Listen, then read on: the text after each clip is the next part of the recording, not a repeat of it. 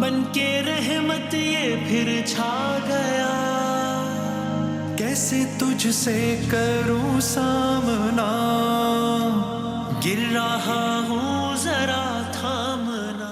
جناب علی خوش آمدید کہتے ہیں آپ کو ایک بار۔ علماء کرام ہمارے ساتھ ہیں، علامہ ڈاکٹر محمد رضا داؤدانی صاحب، مفتی عامر صاحب، مفتی سہیل امجدی صاحب، اور اس نمبر پہ آپ لوگ اپنے سوالات بھیج سکتے ہیں۔ دکھائیے گا پہلا سوال، دکھائیے گا، ہم جواب لیتے ہیں انشاءاللہ۔ السلام علیکم۔ وعلیکم السلام۔ میرا نام محمد اکبر ہے۔ میرا سوال یہ ہے کہ لیلۃ القدر ملنے کا سبب کیا تھا، اس بارے میں ہماری رہنمائی فرمائیں۔ ملنے کا سبب اب وہ انہوں نے کس زاویے سے پوچھا؟ بسم اللہ الرحمن الرحیم۔ ظاہر ہے کہ پروردگار عالم کی رحمت ہے، اس کا دسترخوان ہے، وہ اپنے دسترخوان پہ جو چننا چاہے چن سکتا ہے۔ جب آپ کسی کو مہمان بناتے ہیں تو بطور میزبان آپ کی خواہش ہوتی ہے کہ بہترین خوان اس کے لیے پیش کیے جائیں، بہترین اس کے لیے انتظام کیا جائے۔ تو پروردگار عالم تو وہ ہے کہ جس کے ہم خاص اس مہینے کے اندر مہمان تھے، اس مہینے کے اندر بھی اس نے اس شب کا ایک اہتمام کر دیا۔ تو یہ مہمانوں کو نوازنے کا ایک انداز ہے میزبان کا، ویسے بھی رازق ہے، رزاق ہے، سارا سال ہم اسی کی نعمتوں سے استفادہ کرتے ہیں۔ جب اس مہینے کے اندر اہتمام بڑا ہے تو اس مہینے کے اہتمام کے ساتھ ساتھ جو اور اضافی چیزیں آتی چاہیں وہ آتی جائیں گی۔ اس کی پھر آپ سمجھ لیجئے کہ پیک اور پرائم یہ ہے کہ خیر من الف شہر، کہ ایک رات ایسی ہے کہ جو 1000 مہینوں سے بہتر ہے۔ اس سے زیادہ اور کیا ہو سکتا ہے کہ پروردگار عالم نے کہا کہ بس اس ایک رات کے اندر۔ گزشتہ امتوں کے اندر یہ کہا جاتا ہے، بعض روایت کے اندر آیا ہے کہ عمریں بہت طویل ہوا کرتی تھی، اور پیغمبر اکرم صلی اللہ علیہ وآلہ وسلم کو ملال تھا کہ میری امت اس انداز سے اتنی کوانٹیٹیولی عبادتیں نہیں کر پائیں گی۔ تو پروردگار عالم نے ملال پیغمبر صلی اللہ علیہ وآلہ وسلم کو خیال کرتے ہوئے یہ بھی ایک رخ ہے سوچنے کا کہ یہ اہتمام کیا کہ ایک رات ایسی رکھ دی جائے کہ کوالٹیٹیولی وہ اتنی زیادہ ہائی ہو کہ جس میں عبادت کی جائے وہ 1000 مہینوں کے برابر ہو جائے۔ کیا کہنا ہے قبلہ اس میں فرمائیے آپ بھی۔ بسم اللہ الرحمن الرحیم۔ وہ کہتے ہیں من جدہ وجدہ، جس نے کوشش کی اس نے پا لیا۔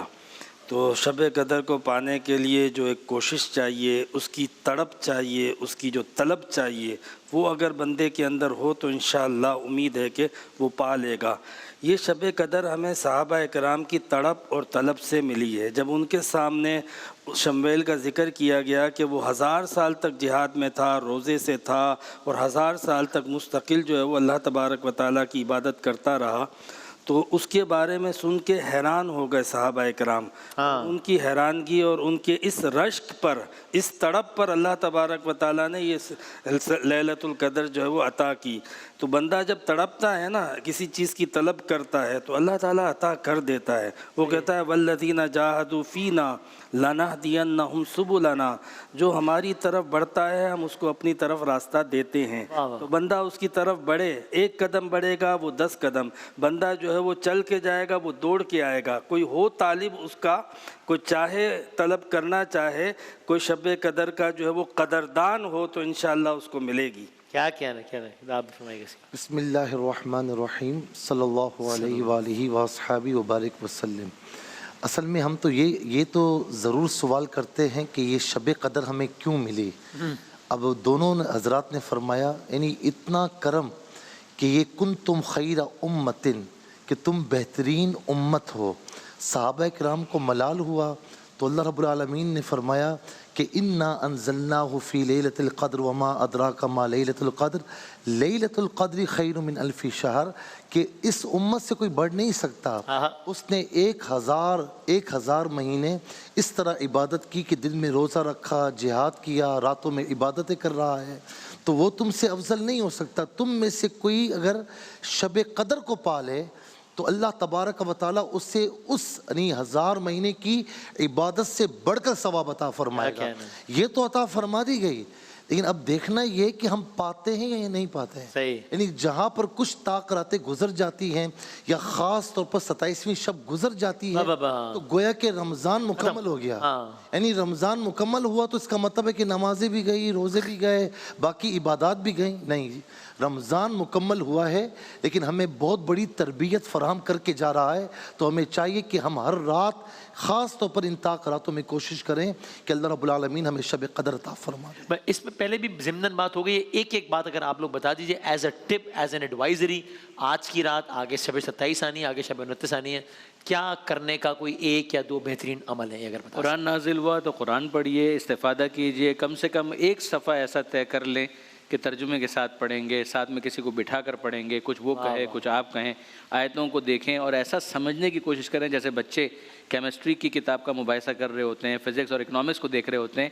वाह, काश के ये माहौल बन जाए कि हम शब कदर के अंदर उस अंदाज की भी बैठक देखें कि जिसमें लोग एक दूसरे के साथ डिस्कस कर रहे हों, हेल्दी अंदाज के अंदर सीखने की कोशिश कर रहे क्या हों, कहना है? और फिर उसके बाद इमाम साहब के पास जा रहे हैं, पेश इमाम के पास जा रहे हैं, वाह, आलिम के वाह, पास जा रहे हैं कि हुजूर ये समझ में आया मगर इसमें ये वाली आयत कुछ समझ में नहीं आ रही, अगर आप स्टार्ट फरमाएं। वाह, वाह, वाह। अगर ये कुछ माहौल बन जाए ना तो यकीन कीजिए कि मुबाहिसा इल्मी को शब कदर के एक बेहतरीन अमल के तौर पर किताबों के अंदर लिखा है। मफातिहुल जिनान के अंदर शेख अब्बास कुम्मी ने भी लिखा है कि मुबाहिसा इल्मी को इस शब के अंदर फरामोश ना करें। क्या कहना है? और ये अगर अब तो उलमा के पास जाना तो बहुत अच्छी बात ही है, वरना कोई क्रेडिबल ऐप हो, उस ऐप में कोई 100 तरीके हैं, बहुत आसान हो गया है जी। 100 तरीके। जनाब एक तो ये जैसे फरमाया कि मुबाहिसा इल्मी, इसी तरह बंदा जो है वो इस रात में ख़ास तौर पे अल्लाह ताला से लो लगाए, शब बेदारी करे, गिरिया उजारी करे, अश्क बारी करे।